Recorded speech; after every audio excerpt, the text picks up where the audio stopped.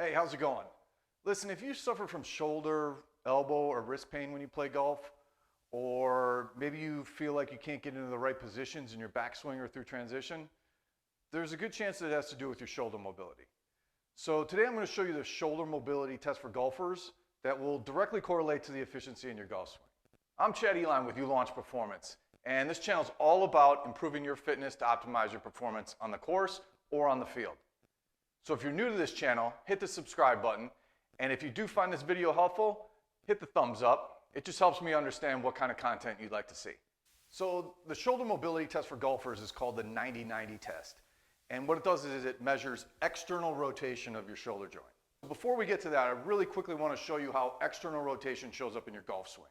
So as we set up and we take our backswing and we get to the top of our swing, I've got external rotation in my shoulder.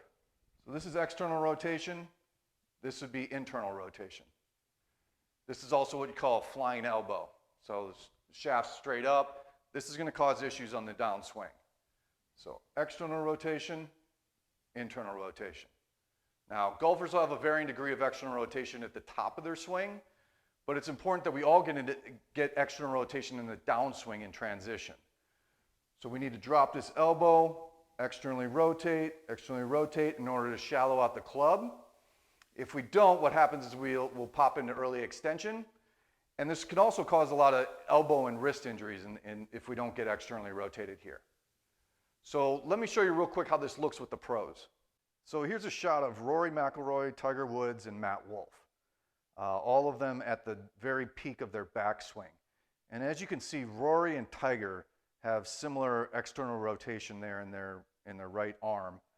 And Matt, he's more internally rotated. His shaft is pointed straight up at the sky. We all know he's got a very unorthodox swing.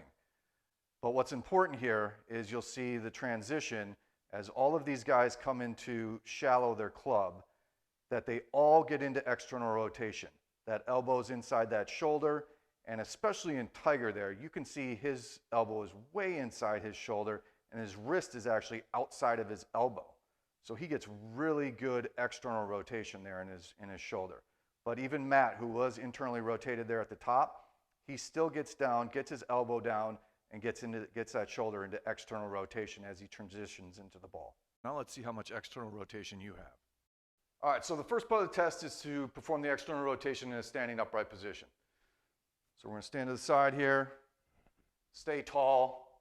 We're going to abduct the shoulder to 90 degrees, and our wrist, elbow, and shoulder will also be at 90 degrees.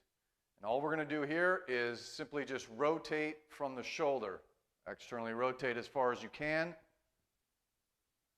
Now, there's going to be three sort of levels of how we're going to classify this. The first is less than spine angle, greater than spine angle. So the second part of this test is going to be to perform it in your golf posture.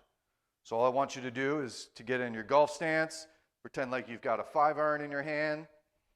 Again, abduct your shoulder to 90 degrees, wrist, elbow, and shoulder at 90 degrees. And all I want you to do is, again, just rotate from your shoulder as far as you can. Now, ideally, we want both of those to match up. So if I got spine angle standing up straight, I'd want to get spine angle in golf posture. Okay? A lot of times what will happen is that range of motion will decrease when we go into the golf posture. That would give us a sign that it's more of a scapular stability issue rather than a mobility issue. So the easiest thing to do is to set up a camera or have somebody else watching you while you do this to get an accurate reading of exactly where you are. A lot of times what we feel isn't exactly what we do, and so video can really help you out on that. Now, there's three things I want you to watch out for when you're performing this test. The first one's going to be that when we rotate our shoulder, we also arch our back. We don't want that to happen. The second would be that when we start to rotate our shoulder, our elbow drops. We don't want that to happen.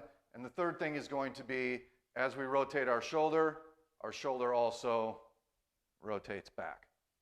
All right, so if you struggled with this test, if you couldn't get to spine angle, or if there's a discrepancy between your standing posture and your golf posture, I put together a couple of programs for you. Just real simple exercises that can either help with your shoulder mobility or with your scapular stability. So I left those down in the description. Simply just click the link and I'll send them to you.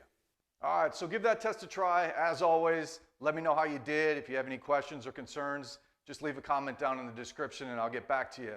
But thanks for checking out the video. Please subscribe, give it a like, and if you know anybody that could use this, please pass it along to them. And I'll see you back here next Monday for a new golf fitness video.